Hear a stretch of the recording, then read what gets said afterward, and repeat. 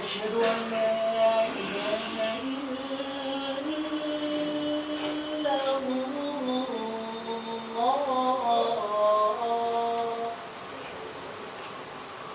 أشهد أن لا إله إلا الله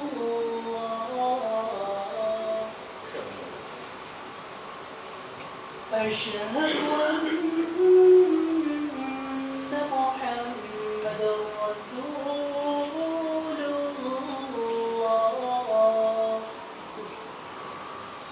أشهد أن محمد رسول الله حي على الصلاة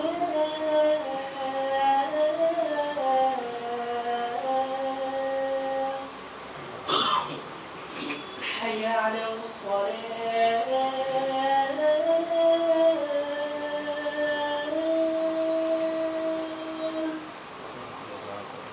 حي على الفلاح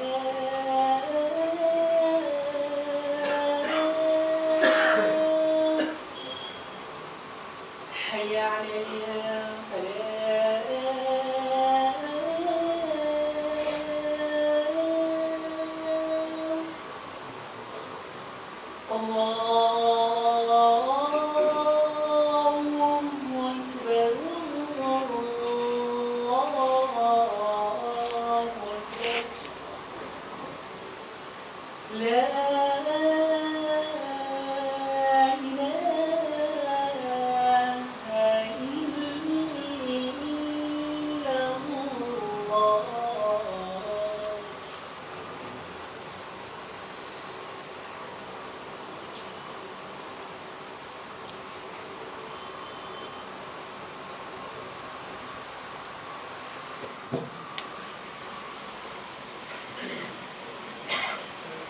السلام عليكم ورحمة الله وبركاته. إن الحمد لله نحمده ونستعينه ونستغفره ونعوذ بالله من شرور أنفسنا ومن سيئات أعمالنا من يهدي الله فلا مضل له ومن يضلل فلا هادي له وأشهد أن لا إله إلا الله وأشهد أن محمدا عبده ورسوله. يا أيها الناس اتقوا ربكم الذي خلقكم من نفس واحدة وخلق منها زوجها وبث منهما رجالا كثيرا ونساء واتقوا الله الذي تساءلون به والأرحام إن الله كان عليكم رقيبا. قال رب اشرح لي صدري ويسر لي أمري واحلل عقدة من لساني يفقهوا قولي. أما بعد. எல்லாம் அல்ல அல்லாஹுவின் அடியார்களே, அல்லாஹுவின் அன்பும் அருளும் என்றும் வற்றிடாத கிருபையும் கருணையும் நாம் உயிரிலும் உயர்வாக உபசரிக்கிற அண்ணலும் பெருமகனா நபிகள் நாயகம் ஸல்லல்லாஹு அலைஹி வஸல்லம் அவர்கள் மீதும் அன்னவர்களது மார்க்கத்தை மக்கள் மன்றத்தில் கொண்டு போய் சேர்த்த அத்துணை நபித்தோழர்கள் தோழியர்கள் மீதும் நபி அவர்களது சொல் செயல் அங்கீகாரங்களை நம் கை சேர்க்க பாடுபட்ட அதற்காக வேண்டி ஆகப்பெறும் நேரங்களை ஒதுக்கிய தாபியின்கள் தபா தாபியின்கள் இன்னும் ஏனைய இமாம்கள் முஸ்லிம்கள் மீதும் குறிப்பாக நாட்களில் மிக சிறந்த நாளான ஜுமாவுடைய நாளில் மார்க்க சொற்பொழிவுகளுக்கு செவிசாய்த்து அதன்படியே செயலாற்ற வேண்டும் என்கிற உயரிய லட்சியத்தோடு நபி அவர்களது வழிமுறைகளை வழிமொழிந்தவர்களாக இங்கு சங்கமித்திருக்கிற நம்மவர்கள் மீது என்றும் நீடித்து நிலை பெறட்டுமாக. அன்பார்ந்த சகோதர சகோதரிகளே, அல்லாஹ் ரப்புல் ஆலமீன் மனிதர்களை நெறிப்படுத்துவதற்காக, அவர்களை நேர்வழியின் பால் கொண்டு சேர்ப்பதற்காக ஒவ்வொரு சமுதாயத்திற்கு இறை தூதர்களை அனுப்பினான். அந்த இறை தூதர்களுக்கு அவர்கள் இறை தூதர் என்பதை நிரூபணம் செய்வதற்காக, மெய்ப்பிப்பதற்காக அவர்களுக்கு பல அற்புதங்கள் வழங்கப்பட்டது. மூசா அலைஹிஸ்ஸலாம் அவர்கள் கடலை பிளந்தார்கள், பாறையை உடைத்து அதிலே நீரூற்றுக்களை ஓடச் செய்தார்கள். மூசா அலைஹிஸ்ஸலாம் அவர்களினுடைய சமுதாயத்திற்கு மேலே தூர் சீனா மலை உயர்த்தப்பட்டது. அதுபோன்று ஈசா அலைஹிஸ்ஸலாம் அவர்கள் ஒரு குருடருக்கு கண் பார்வையை கொடுத்தார்கள், ஒரு தொழுநோயாளியினுடைய நோயை போக்கினார்கள், இறந்தவரை அல்லாஹ்வினுடைய நாட்டத்தின் பேரிலே உயிர்ப்பித்தார்கள். இப்படி எல்லா இறை தூதர்களுக்கும் அவர்கள் இறை தூதர் என்பதை நிரூபணம் செய்வதற்காக அல்லாஹ் ரப்பல் ஆலமீன் பல அற்புதங்களை செய்ய வைத்தான்.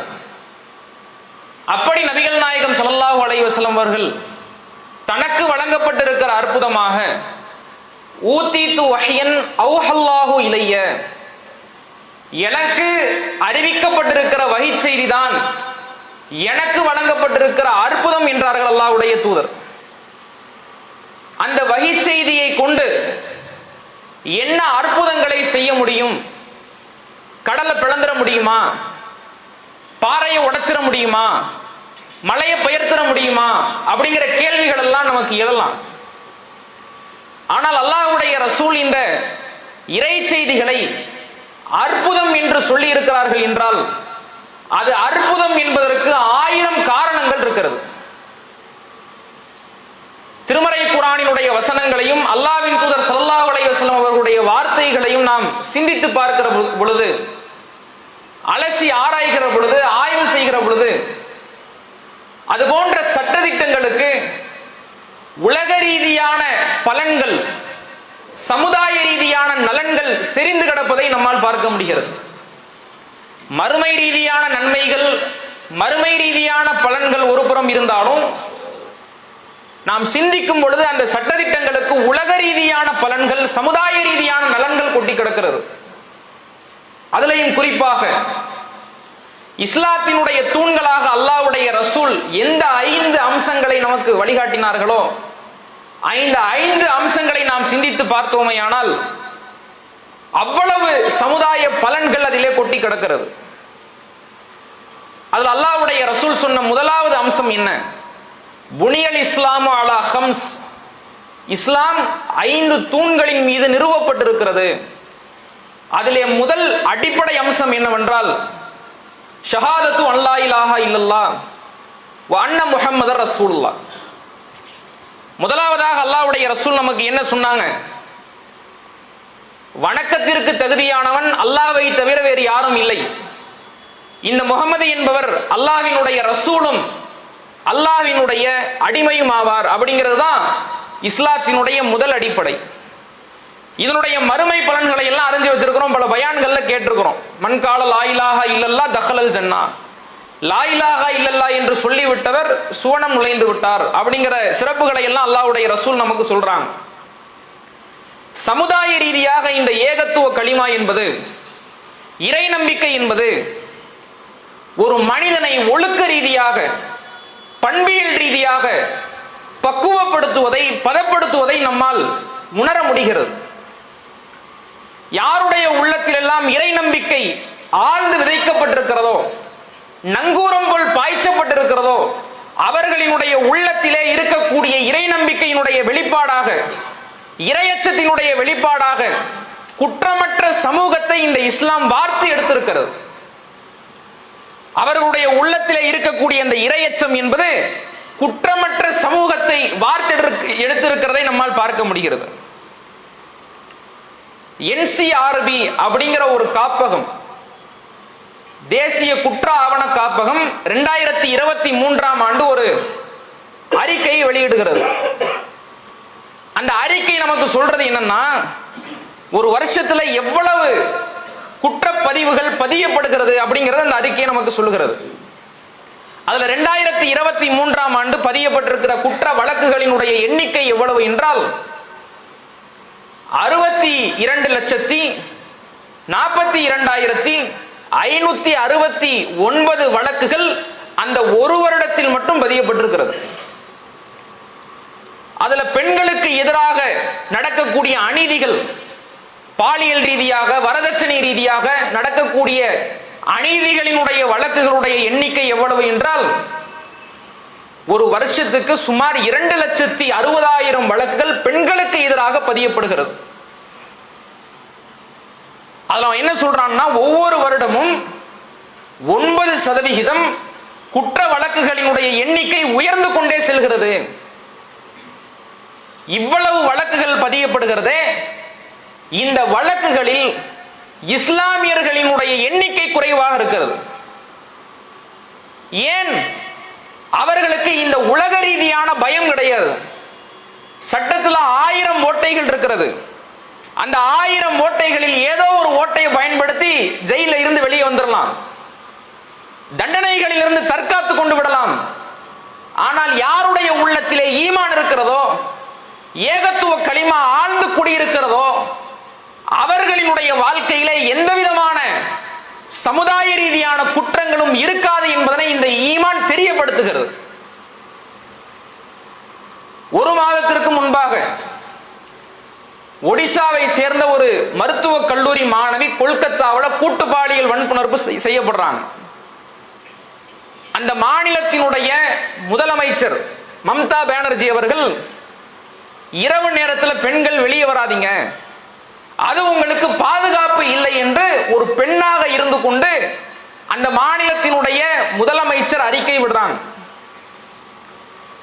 அப்ப இந்தியா சுதந்திரம் பெற்று 8 தசாப்தங்கள் ஆகியும் கூட ஒரு பெண்மணியிற்கு இந்த மண்ணிலே பாதுகாப்பான சூழல் இல்லை என்றால், அப்ப எப்படியான சமூகமாக இந்த சமூகம் வார்த்தெடுக்கப்பட்டிருக்கிறது என்பதை நீங்கள் கவனிக்கணும். அல்லாஹ்வுடைய ரசூல் சொன்னார்களே, சன்னாவில் இருந்து ஒரு பெண்மணி கிளம்புவாள், காபாவை அவள் வலம் வருவாள், அப்படி வலம் வரும் பொழுது லா தகாஃபு இல்லல்லாஹ், அல்லாஹ்வை தவிர அவள் வேறு யாருக்கும் அஞ்ச மாட்டாள் என்றார்கள் அல்லாஹ்வுடைய ரசூல். ஏன்? எப்படி சொல்ல முடிஞ்சது? அப்படியான உம்மத்தை அல்லாஹ்வுடைய தூதர் வார்த்தை எடுத்தார்கள். அவர்களினுடைய உள்ளத்திலே இந்த இறை நம்பிக்கை ஆழ பதிந்திருந்தது. அதனுடைய விளைவு குற்றமற்ற சமூகத்தை இந்த இஸ்லாமிய மார்க்கம் வார்த்தது. அதனால இஸ்லாமிய மக்களிடத்திலே குற்றங்கள் குறைந்திருப்பதை பார்க்கிறோம். இன்னைக்கு யாரெல்லாம் கடவுளை நம்பலையோ அல்லது நம்பிக்கை கொள்ள வேண்டிய முறைப்படி நம்பிக்கை கொள்ளவில்லையோ, எவர்களுக்கு மறுமை ரீதியான நம்பிக்கை இல்லையோ, அவர்களிடத்தில் குற்றங்கள் செறிந்து கிடப்பதை நம்மால் பார்க்க முடிகிறது. இந்த உலகத்துல ஒருத்தவனை அடிச்சிடலாம், இந்த உலகத்துல ஒருத்தவனை திட்டிடலாம், ஏசிடலாம், கொலை பண்ணிடலாம், திருடிடலாம், அவதூறு பரப்பிடலாம், இந்த உலகத்துல தப்பிச்சிடலாம். மறுமையில அல்லாஹ் நம்மளை பிடிச்சிருவான், அல்லாஹ் கேள்வி கேட்டுருவான் அப்படிங்கிற நம்பிக்கை ஒரு மிக தூய்மையான சமுதாயத்தை வார்த்தது. அதுதான் இந்த ஈமானினுடைய ஏகத்துவ களிமாவினுடைய சிறப்பம்சம். அதுல கூடுதலாக கவனிக்க வேண்டிய விஷயம் என்ன தெரியுமா? லா இலாஹ இல்லல்லாஹ், வணக்கத்திற்குரியவன் அல்லாஹ்வை தவிர வேறு யாரும் இல்லை என்பது இறை நம்பிக்கை மட்டும் சொல்லவில்லை, ஏகத்துவத்தை போதிக்கிறது. இந்த உலகத்திலே வாழக்கூடிய எந்த மனிதர்களாக இருந்தாலும் சரி, அவர்கள் அல்லாஹ்வை மட்டும் வழிபட வேண்டும், அல்லாஹ்வை மட்டும் வணங்க வேண்டும். முஸ்லிம்ங்கிற ஒரு லேபிளுக்குள்ள எல்லாரும் ஒன்று திரள வேண்டும் அப்படிங்கறத அல்லாஹ் நினைக்கிறான். இன்னைக்கு பல தெய்வ கோட்பாடு உடையவர்களால தான் என்ன ஆகுது? நம்ம ஏதாவது ஒரு தப்பு பண்ணிட்டா இவர் மன்னிக்கலன்னா அவர் மன்னிச்சிருவாரு, இந்த கடவுள் மன்னிக்கலன்னா அந்த கடவுள் மன்னிச்சிருவாரு அப்படிங்கிற நம்பிக்கை இருக்கிறதுனால குற்றங்கள் பெருகுவதை பார்க்கிறோம். எங்களுடைய குலதெய்வம் இது, உங்களுடைய குலதெய்வம் அது, நீங்க எங்க ஆலயத்துக்குள்ள வரக்கூடாது, நாங்க உங்க ஆலயத்துக்குள்ள வரக்கூடாதுன்னு சமுதாயத்தில் பிரிவினை ஏன் ஏற்படுகிறது? பல கடவுள் கொள்கை இருப்பதனால். அப்ப நாட்டிலே குற்றங்கள் குறைய வேண்டும் என்றால், சமதர்மம் போதிக்கப்பட வேண்டும் என்றால், லா இலாஹா இல்லல்லாஹ் என்கிற ஏகத்துவ களிமாவை மட்டும் கொண்டுதான் முடியும். அதை இன்னைக்கு சமுதாயத்திலே கண்கூடாக நாம் பார்த்து கொண்டிருக்கிறோம். இரண்டாவதாக அல்லாஹ்வுடைய ரசூல் சொன்னாங்க, இகாமிஸ் ஸலாத், தொழுகையை நிலைநிறுத்துறது. மறுமை ரீதியான பலன்கள் பல இருக்கிறது. சமுதாய ரீதியா நீங்க சிந்திச்சு பாருங்க. இந்த தொழுகை என்பது மக்களிடத்திலே ஒற்றுமையை விதைப்பதை பார்க்கிறோம். எப்படி ஒற்றுமை விதைக்கிறது? இப்ப பள்ளிவாசல்ல பாங்கு சொல்லப்படுது. இந்த பாங்கினுடைய வாசகங்கள் இருக்குல்ல, எல்லாரும் ஒரே மாதிரி தான் சொல்லுவாங்க. அமெரிக்காக்காரனா இருந்தாலும் சரி, ஆண்டிப்பட்டியில உள்ளவனா இருந்தாலும் சரி, அனைவர்களுக்கும் ஒரு மாதிரியான பாங்கு தான். அமெரிக்காக்காரன் இங்கிலீஷ்ல பாங்கு சொல்றதோ, தமிழ்நாட்டுக்காரன் தமிழ்ல பாங்கு சொல்றதோ கிடையாது. அனைவர்களும் ஒரு மாதிரி பாங்கு சொல்வதை கற்றுக் கொடுக்கப்பட்டிருக்கிறது. ஏன்னா அமெரிக்காவில் இருந்து இங்க வந்து அல்லாஹ் மிகப்பெரியவன் பாங்கு சொன்னா அவனுக்கு புரியணும்ல, அல்லாஹ் அக்பர்னு சொன்னாதான் அவனுக்கு புரியும். அப்ப இந்த பாங்குல இருந்தே அல்லாஹ்வுடைய ரசூல் நமக்கு ஒற்றுமையை கற்பிக்கிறாங்க. அல்லாஹ்வை தொழுகணும், அல்லாஹ்வை மட்டும்தான் வணங்க வேண்டும் என்றால் ரசூலுல்லாஹ் என்ன செஞ்சிருக்கணும்? எல்லாம் அவன் வீட்டில் தொழுதுக்கங்கன்னு சொல்லியிருக்கணும். ஆனால் இஸ்லாமிய மார்க்கம் நமக்கு என்ன சொல்லி தருகிறது என்றால், ஒரு மஹல்லாவில் ஒரு பள்ளிவாசல் இருக்கணும். அந்த மஹல்லாவில் இருக்கக்கூடிய அனைத்து மக்களும் ஒரு நாளைக்கு 5 வேளைகள் அவர்கள் ஒன்று குழும்பி ஒற்றுமையாக அவர்கள் தொழ வேண்டும். சரி, வந்தாச்சு பள்ளிவாசலுக்கு. கிழக்கு திசையை நோக்கி ஒரு ஆளு, மேற்கு திசையை நோக்கி ஒரு ஆளு, வடக்கு திசையை நோக்கி ஒரு ஆள் தொழுகலாமா? அப்படி தொழக்கூடாது. அனைவர்களுக்கும் ஒரு கிப்லா, ஒரு திசை, காபாவை நோக்கித்தான் தொழ வேண்டும். அதுலயும் அல்லாஹ்வுடைய ரசூல் நமக்கு ஒற்றுமையை கற்பிக்கிறாங்க. சரி, எல்லாரும் காபாவை முன்னோக்கியாச்சு. ஒருத்தர் ருக்குலையும், இன்னொருத்தர் சஜிதாவிலையும், இன்னொருத்தர் தக்பீர்ல நிலையிலையும் இருக்கக்கூடாது. ஒரு நேரத்துல தக்பீர் கட்டணும், ஒரு நேரத்துல ருக்குவுக்கு போகணும், ஒரு நேரத்துல சுஜூதுக்கு போகணும், ஒரு நேரத்துல சலாம் கொடுக்கணுங்கிறத தொழுகையினுடைய கிரியைகளில் கூட இஸ்லாமிய மார்க்கம் நமக்கு ஒற்றுமையை விதைக்கிறது. பல வருஷம் பேசலங்க. எங்க அக்கா வீட்டு வாசல மிதிச்சு 20 வருஷம் ஆகுது. எங்க அண்ணன் வீட்டு வாசல் மிதிச்சு 10 வருஷம் ஆகுது. பள்ளி வாசல்னு வந்துட்டா சஃப்ல நெருக்கமாக நிற்க வேண்டும் என்பதை அல்லாஹ்வுடைய ரசூல் நமக்கு வழிகாட்டுறாங்க. பிரிஞ்சு நிற்க கூடாது, தனித்தனியா நிற்க கூடாது. அவன் கூட பேச மாட்டேன், இவன் கூட சண்டை அப்படிங்கிற எந்த விதமான வைராக்கியமும் உனக்கு இருக்கக்கூடாது. பள்ளி வாசலா சஃப்ல எந்த விதமான ஒரு இடைவெளியும் இல்லாமல் அனைவர்களும் சரிசமமாக நிற்பதை இஸ்லாமிய மார்க்கம் நமக்கு போதிக்கிறது.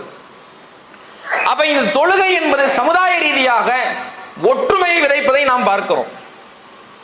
மூன்றாவது அடிப்படை ஈதா இஸ் ஜகாத். ஜகாத்தை கொடுப்பது இஸ்லாத்தினுடைய மூன்றாவது தூண். இந்த உலகத்துல பல சமயங்கள் உண்டு, பல சாஸ்திரங்கள் உண்டு. இஸ்லாமிய மார்க்கம் மட்டும்தான் ஏழைக்கு, கஷ்டப்படுறவனுக்கு, வறிய நிலையில உள்ளவனுக்கு தர்மம் கொடுப்பதை கடமையாக்கி இருக்கிறது. நீ உழைச்சதுதான், நீ கஷ்டப்பட்டதுதான், நீ சம்பாதிச்சதுதான், நீ சேர்த்து வச்சதுதான். என்ன செய்யணும்? பொருளாதாரத்தில் ஒரு குறிப்பிட்ட அளவை அடையும் பொழுது 2.5% அவன் கட்டாயம் ஏழைகளுக்கு கொடுக்கணும். இது இஸ்லாத்தினுடைய மிக பெரும் கடமை. ஆரம்பத்தில் பார்த்தீங்கன்னா கடுமையான பஞ்சத்தினுடைய உச்சகட்டத்தில் அரபிகள் இருந்தாங்க. ஹதீஸ்கள்ல எல்லாம் நம்ம பார்க்கிறோம். சஹல் பின் சஅத் ரலியல்லாஹு அன்ஹு அறிவிக்கும் பொழுது, நாங்க ஜும்மா நாளை வந்து ஏங்கிக்கிட்டு இருப்போம், ஜும்மா நாள் எப்படா வரும் அப்படின்னு ஏங்குவோம். ஜும்மா நாள்ல நாங்க ரொம்ப சந்தோஷமா இருப்போம். ஏன் தெரியுமா? அவர் சொல்றாரு, ஒரு வயசான மூதாட்டி ஒருத்தி இருப்பா. அவங்க என்ன செய்வாங்கன்னா, தொழுகை முடிஞ்சிட்டு, ஜும்மா முடிஞ்சிட்டு எல்லா தொழுகையாளிகளும் வெளியே போகும் பொழுது இந்த கீரை, வார்கோதுமை இதையெல்லாம் வச்சு என்ன செய்வாங்கன்னா, அந்த அம்மா கஞ்சி மாதிரி என்ன செய்வாங்க, களி மாதிரி கிண்டி தொழுகை முடிச்சுட்டு போறவங்களுக்கு எல்லாம் கொடுப்பாங்களாம். அந்த கஞ்சி சாப்பிடுறதுக்கு, அந்த கஞ்சியை குடிக்கிறதுக்கு, களியை சாப்பிடுறதுக்கு, வாரத்துல ஒரு நாள் சாப்பிடுறதுக்கு வாரம் ஃபுல்லா சஹாபாக்கள் ஏங்கி கொண்டிருப்பார்கள். இன்னைக்கு வெள்ளிக்கிழமை வீட்டுல கஞ்சி காய்ச்சிட முடியுமா? ரணகலம் ஆயிடும். இன்னைக்கு சாதாரணமா காய்கறியை நம்ம மக்கள் என்ன செய்யறாங்கன்னா, காய்கறியை அதுல கறியை போடு, அதுல ஆட்டுக்கறியை போடு, அதுல மாட்டுக்கறியை போடுங்கிறான். அரபிகளிடத்துல உச்சக்கட்டமான பஞ்சம். ரசூலுல்லாஹ்வுடைய வீட்டுல பார்க்கிறோம், ஹதீஸ்கள்ல படிக்கிறோம், 2 மாசம் உல கொதிக்கல. பஞ்சத்தினுடைய உச்சக்கட்டத்தில் இருந்தவர்கள் இன்றைக்கு செழுமையிலே, செழிப்பிலே இருப்பதற்கான காரணம் என்ன? இந்த ஜக்காத்து ஏற்படுத்தின புரட்சி. நீங்க அரபிக்காரன மாதிரி சாப்பிட முடியுமா? ஹஜ்ஜி பெருநாள் அடுத்த ஆடு மாடு அடுத்த ஹஜ்ஜி பெருநாள் வரைக்கும் உப்பு கண்டம் போட்டு சாப்பிட்டுக்கிட்டு இருக்கோம் நாம. அவன் என்ன செய்யறான்? ஒரு வேளையில 3 பேர் சுத்தி உட்கார்னா ஒரு ஆட்டை கத்தம் பண்ணிடுறான். எப்படி முடிந்தது? இந்த ஜக்காத் ஏற்படுத்தின புரட்சி. இந்த ஜக்காத்தின் மூலமாக இஸ்லாம் நமக்கு என்ன சொல்ல வருகிறது? நீ கஷ்டப்பட்டதா இருந்தாலும், நீ சம்பாதிச்சதா இருந்தாலும், நீ சேர்த்து வச்சதா இருந்தாலும், பொருளாதாரத்துல எல்லாத்திலையும் சமமா படைச்சிட முடியாது. எல்லாத்துக்கும் 1 கோடி ரூபாய் இருக்கு, உலகம் இயங்கிருமா? எல்லாருக்கும் 1 கோடி ரூபாய் கொடுத்தாச்சு, உலகம் இயங்குமா? முதல்ல இப்போ 1 கோடி ரூபாய் வச்சு நான் என்ன செய்யறேன்? வீடு கட்டணும்னு நினைக்கிறேன். வீடு கட்டணும்னா நானே செங்கலையும் ஜல்லியையும் மண்ணையும் போட்டு வீடு கட்ட தெரியாது, முடியாது. என்ன செய்யணும்? அதுக்கு பல வேலையாட்களை கூலி ஆட்களை கூப்பிடணும். வருவாங்களா? அவங்கிட்டையும் 1 கோடி ரூபாய் இருக்கும், அவனும் வீடு கட்டணும்னு நினைப்பான். அப்ப செல்வத்தில் சமநிலை என்பது யதார்த்தத்திற்கு அப்பாற்பட்டது. அதனால அல்லாஹ் என்ன செய்யறான்? ஒருத்தவனை ஏழையா, ஒருத்தவன் நடுநிலைவாதியா, இன்னொருத்தவனை பணக்காரன் அல்லாஹ் உடைக்கிறான். படைச்சு அந்த செல்வந்தர்கள் 2.5% ஜக்காத்தை, பொருளாதாரத்தை ஏழைகளுக்கு கட்டாயமாக கொடுக்க வேண்டும் என்று அல்லாஹ் சட்டத்தை போடுறான். இன்னைக்கு எல்லா நாடுகளும் இந்த வழிமுறையை அவர்களினுடைய வாழ்க்கையில கடைபிடிச்சிருப்பாங்கன்னா எந்த விதமான வறுமையும் வராது. இன்னைக்கு நம்ம நாட்டில் பாருங்க, யாரெல்லாம் அரசாங்கத்துக்கு ஒத்து ஊதுறானோ, யாரெல்லாம் அரசாங்கத்துக்கு ஆதரவா இருக்கிறானோ, கேட்கறதுக்கெல்லாம் தலையாட்டிக்கிட்டு இருக்கிறானோ, அவன் இன்கம் டாக்ஸ் கெட்டுறானா கெட்டலையா, அவனுக்கு எவ்வளவு சொத்து இருக்கு, எதையும் சமர்ப்பிக்க தேவையில்லை. யாரெல்லாம் அரசாங்கத்தை எதிர்த்து கேள்வி கேட்கிறார்களோ, எதிர்கட்சிகளாக இருக்கிறார்களோ, அவங்க வீட்டுல தான் இடி ரைடு போகும், அமலாக்கத்துறை சோதனைக்கு போகும். இந்த நிலைமையில இருந்தா நாடு எப்படி முன்னேறும்? இந்த ஜக்காத் என்கிற கடமையின் மூலமாக ஒரு பொதுநல உணர்வை மனிதர்களினுடைய உள்ளத்திலே விதைத்து வறுமையற்ற பூமியை நிறுவுவதற்கு இஸ்லாமிய மார்க்கம் வழிகாட்டுகிறது. அவனுடைய கஷ்டத்துல, அவனுடைய விருப்பு வெறுப்புல, அவனுடைய துன்பத்தில், அவனுடைய இன்பத்தில் மனிதர்களாக நீங்கள் என்ன செய்ய வேண்டும்? பங்கெடுத்துக் கொள்ள வேண்டும். அவர்களினுடைய விருப்பு வெறுப்புகளில் நீங்கள் கலந்து கொள்ள வேண்டும். அவர்களினுடைய இன்ப துன்பங்களில் நீங்கள் கலந்து கொள்ள வேண்டும். பொது நலத்தை விதைக்கிறது. சாலையில இருக்கிற கூட கல்லு முள்ளு கூட அடுத்தவனுக்கு எந்த விதமான இன்னலையும் இடர்பாடையும் கொடுத்து விடக் கூடாது என்கிறது இஸ்லாம். இந்த ஜக்காத் என்கிற கடமையின் மூலமாக அல்லாஹ் ரப்புல் ஆலமீன் வறுமையற்ற பூமியை, பொதுநலமான பூமியை நிறுவ நாடுகிறான். இது சமுதாய ரீதியான பலன்.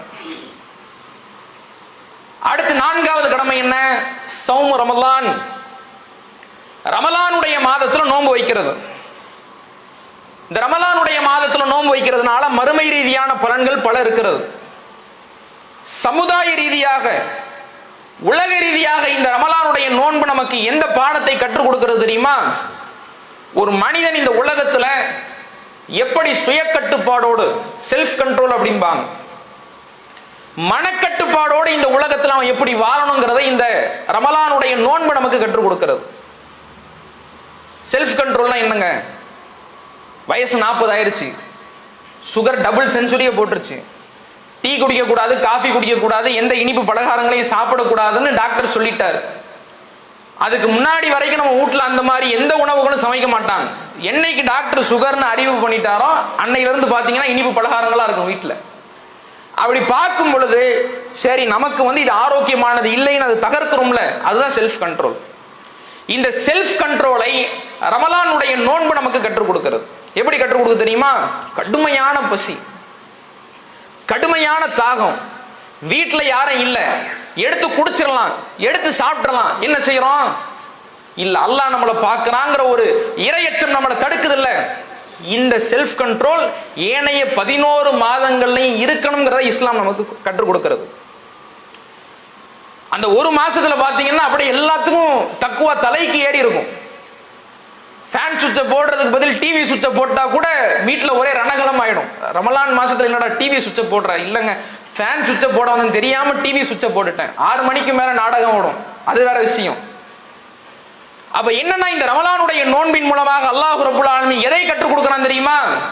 லஅல்லக்கும் தத்தகும், நீங்கள் இறையச்சவாதிகளாக இருக்க வேண்டும். அந்த இறையச்சத்திற்கு அடிப்படை என்ன? செல்ஃப் கண்ட்ரோல், சுய கட்டுப்பாடு, மனக்கட்டுப்பாடு. இந்த மனக்கட்டுப்பாடு தான் ஒருவனை இறையச்சவாதியாக செதுக்கும். இந்த ரமலானுடைய நோன்பு மூலமாக அல்லாஹ் ரப்புல் ஆலமீன் கற்றுக் கொடுக்கிறான். அடுத்து என்ன? ஹஜ்ஜில் பைத், காபாவை ஹஜ் செய்வது. இந்த காபாவை ஹஜ் செய்யும் பொழுது வருடத்துல ஒரு முறை நீங்க பாத்தீங்கன்னா லட்சோப லட்ச மக்கள் அந்த ஒரு ஸ்தலத்துல ஒன்று குழும்பி இருப்பாங்க. பல லட்ச மக்கள் ஒன்று குழும்பி இருப்பாங்க. அந்த மக்களுக்கு மத்தியில் நீங்க பாருங்க, எந்த விதமான ஒரு ஏற்றத்தாலும் இருக்காது. சாதி ரீதியாக, இன ரீதியாக, மொழி ரீதியாக, குல ரீதியாக, கோத்திர ரீதியாக எந்த விதமான ஒரு ஏற்றத்தாலும் இருக்காது. அனைவர்களும் ஒன்றாக தவாப் செய்வார்கள், அனைவர்களும் ஒன்றாக தொழுவார்கள், அனைவர்களும் ஒன்றாக அந்த அரஃபா மைதானத்திலே ஒன்று குழும்பி உட்காருவார்கள். அங்க நான் எவ்வளவு பெரிய ஆளு, நீ எவ்வளவு பெரிய ஆளு, நான் எவ்வளவு பெரிய பணக்காரன், நீ எவ்வளவு பெரிய பணக்காரங்கிற எந்த விதமான ஒரு வைராக்கியமும் இருக்காது. அந்த அரஃபாவுடைய மைதானத்தில் உட்கார்ந்துகிட்டு இருக்கும்போது எப்படியான ஒரு சமநிலை பாருங்க இன்னைக்கு சமுதாயத்தில் நடக்குது. தாழ்ந்த சாதிக்காரன் உயர்ந்த சாதியினுடைய தெருவில் நடக்க முடியாது. அப்படி நடந்தவன் என்ன செய்யணும்? அந்த செருப்பை அக்கல்ல மடைச்சுக்கிட்டு என்ன செய்யணும்? அந்த தெருவில் நடந்து போகணும். இன்றைக்கு வரைக்கும் மாற்று கோளைகளிலே பானங்கள் பருகப்படுகிறது.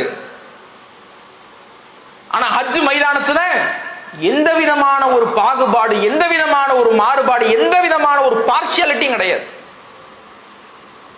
எல்லாத்துக்கும் ஒரு மாதிரியான உணவு, எல்லாத்துக்கும் ஒரு மாதிரியான உடை. நான் பணக்காரன் கோட் சுட்டு போட்டு தான் தவாப் பண்ணுவேன்னா அவன் வெளியே அனுப்பிடுவான். அங்க வந்து நான் எவ்வளவு பெரிய ஆளு தெரியுமா அப்படின்னா அவன் என்ன தெரியுமா சொல்லுவான்? கிங் ஃபஹதே கியூல தான் நிக்கிறாரு, போய் நில்லுடான்றான். அந்த ஹஜ் மைதானத்தில் எந்த விதமான ஒரு பாகுபாடு, இன, மொழி, நிற வேறுபாடு இருக்காது. அல்லாஹ்வும் அதுதான் சொல்றான், இன்னா ஹலக்னாக்கும் மின் தக்கரி வ உன்சா, ஒரு ஆண் பெண்ல இருந்து படைச்சிருக்குண்டாங்கிறான் அல்லாஹ். ஒரு ஆண் பெண்ணா என்ன? ஒரு தாய் தகப்பனுக்கு பிறந்த இரண்டு குழந்தைகளுக்கு மத்தியிலே எப்படி இன ரீதியாக, மொழி ரீதியாக, குல ரீதியாக, கோத்திர ரீதியாக எந்த விதமான ஒரு ஏற்றத்தாலும் இருக்காதோ அப்படி ஆதம் ஹவ்வா மூலமாக ஒட்டுமொத்த உலக வர்க்கத்தையும் படைத்து பழகி பெருகச் செய்திருக்கிறோம்ங்கிறான் அல்லாஹ். அதை எது உண்மைப்படுத்து தெரியுமா? இந்த ஹஜ், தொழுகை போன்ற வணக்கங்கள் நமக்கு உண்மைப்படுத்துகிறது. இங்க வந்து பாரு,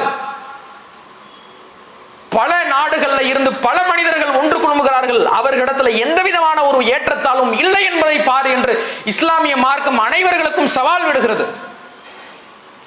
இப்படி சமுதாய ரீதியான பலன்களை இஸ்லாத்தினுடைய சட்டத்திட்டங்கள், அல்லாஹ்வின் தூதர் ஸல்லல்லாஹு அலைஹி வஸல்லம் அவர்களினுடைய வாக்குகள் அதை வார்க்கிறது என்பதனால தான் அல்லாஹ்வுடைய ரசூல் சொன்னார்கள், ஊதீது வஹ்யன் அவ்ஹல்லாஹு இலைய, எனக்கு வழங்கப்பட்டிருக்கிற அற்புதம் என்பது இந்த இறை செய்திகள் தான். இதை வச்சு மலையை பழக்க முடியாது, கடலை பழக்க முடியாது, பாறையை உடைக்க முடியாது. மாற்றமாக இது சமுதாய ரீதியிலே மிகப்பெரிய மாற்றத்தை ஏற்படுத்தும். அல்லாஹ்வுடைய ரசூல் அதைத்தான் அற்புதம்னு தன்னுடைய சமுதாயத்திற்கு தெரியப்படுத்தினார்கள். ஐதான் அல்லாஹ் ரப்பல் ஆலமீன் சொல்கிறான், அஃபலா யததப்பருனல் குர்ஆன், இந்த குர்ஆனை, இந்த வைச்செய்தியை அவர்கள் சிந்திக்க வேண்டாமா? அம்மா அலா குலூபின் அக்ஃபாலுஹா, அவர்களினுடைய உள்ளங்களிலே பூட்டுக்களால் பூட்டிடப்பட்டிருக்கிறதா என்று அல்லாஹ் கேட்கிறான். வலவ் கான மின் இந்தி கைரில்லாஹ் லவஜது ஃபீஹி இக்திலாஃபன் கஸீரா, நபியே இது அல்லாஹ்வும் கொண்டு வந்திருந்தான்னா இதுல எண்ணற்ற முரண்பாடுகளை, குற்றச்சாட்டுகளை நீங்கள் கண்டிருப்பீர்கள். அப்படி இல்லைங்கிறதுனால தான் கியாமத் நாள் வரையிலையும் உண்மையை போதிக்கக்கூடிய, முரண்பாடுகள் இல்லாத, குற்றச்சாட்டுகள் இல்லாத ஒரு வேதமாக, இறை செய்தியாக நீங்கள் இதை பெற்றுக் கொண்டிருக்கிறீர்கள் என்று அல்லாஹ் ரப்பல் ஆலமீன் சவால் விடுக்கிறான். இப்படி இஸ்லாத்தினுடைய ஒவ்வொரு சட்டதிட்டங்களையும் நாம் அலசினால், ஆராய்ந்தால், ஆய்வு செய்தால், அயராது உழைத்தால் மிக பெரும் மாற்றத்தை நம்முடைய சமுதாயத்திலே விதைக்க முடியும். அப்படியான ஒரு மாற்றத்தை இந்த இஸ்லாமிய மார்க்கம் ஏற்படுத்தி இருக்கிறது. இஸ்லாத்தை நீங்க டீகோட் பண்ணணும். படத்துல டீகோட் பண்றான், இந்த நடிகர் இந்த ஃப்ரேம்ல இதுக்கு முன்னாடி இந்த போஸ்டர், அதுக்கு முன்னாடி அந்த போஸ்டர்ங்கிறான். இஸ்லாத்துல டீகோட் பண்ணு. இந்த இஸ்லாத்தை நாம் சிந்தித்து பார்த்தால், இஸ்லாத்தினுடைய சட்டதிட்டங்களை நாம் அயராது உட்கார்ந்து ஆய்வு செய்தால் மிகப்பெரிய ஒரு பலனை, சமுதாய நலனை நாம் பெற்றுக்கொள்ள முடியும். அத்தகைய ஒரு வாய்ப்பினையும் வசதியினையும் அல்லாஹ் ரப்புல் ஆலமீன் இஸ்லாமிய உம்மத்திற்கு வழங்க வேண்டும். வாஹிரு தாவானா அல்ஹம்துலில்லாஹி ரப்பில் ஆலமீன். அஸ்ஸலாமு அலைக்கும் வரஹ்மத்துல்லாஹ்.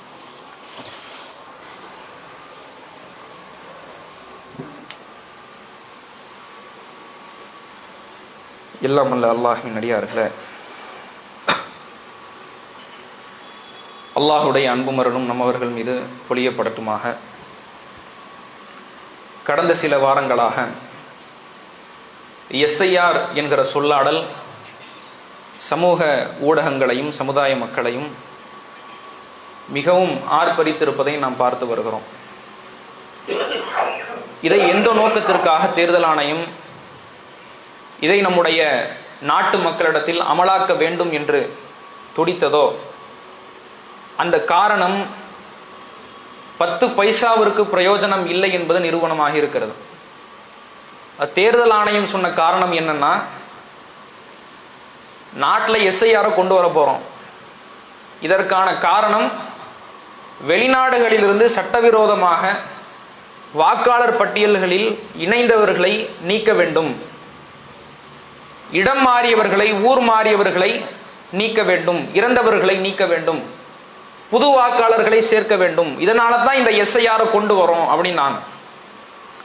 பீகார்ல சமீபத்தில் வெளியான அந்த அறிக்கையில சட்டவிரோதமாக வெளிநாட்டிலிருந்து வாக்காளர்களினுடைய பட்டியலில் இணைந்தவர்கள் எத்தனை சதவிகிதம்னா 0.012%, 0.5%க்கும் குறைவான வீதாச்சாரத்தில் தான் வெளிநாட்டிலிருந்து அந்த வாக்காளர்கள் சேர்ந்திருக்கிறார்கள்.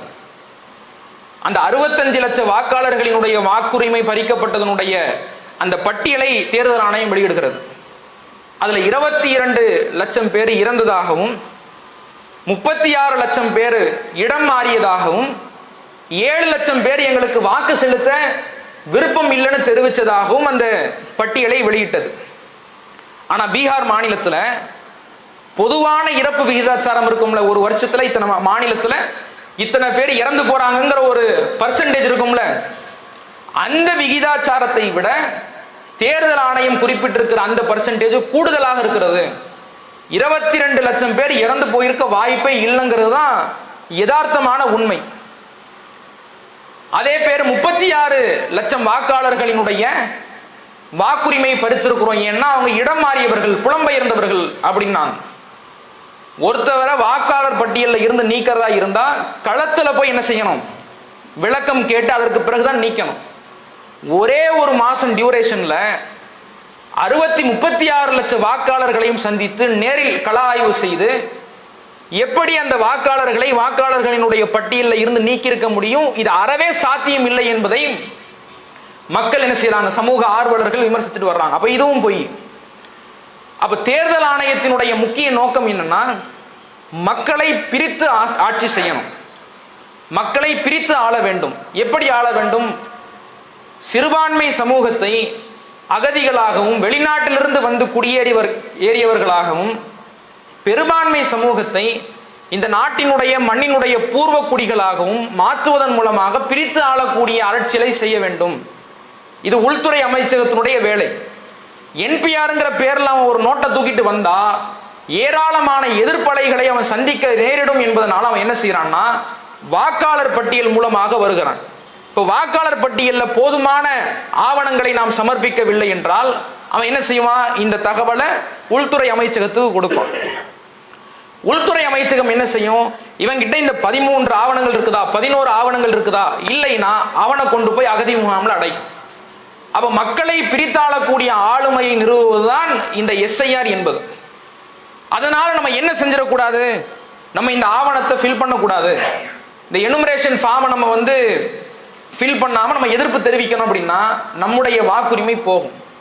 நம்முடைய வாக்குரிமை சென்று விட்டது என்றால், அது வீணாகி விட்டது என்றால் அவன் எதை நிறுவ நினைக்கிறானோ பிரித்தாளக்கூடிய ஆட்சி நிறுவி விடுவான்.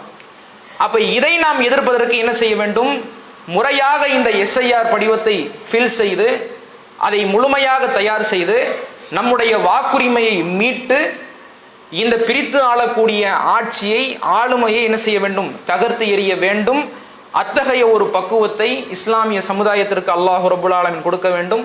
வாஹிரு தாவானா அல்ஹம்துலில்லாஹி ரப்பில் ஆலமீன். அஸ்ஸலாமு அலைக்கும் வரஹ்மத்துல்லாஹ்.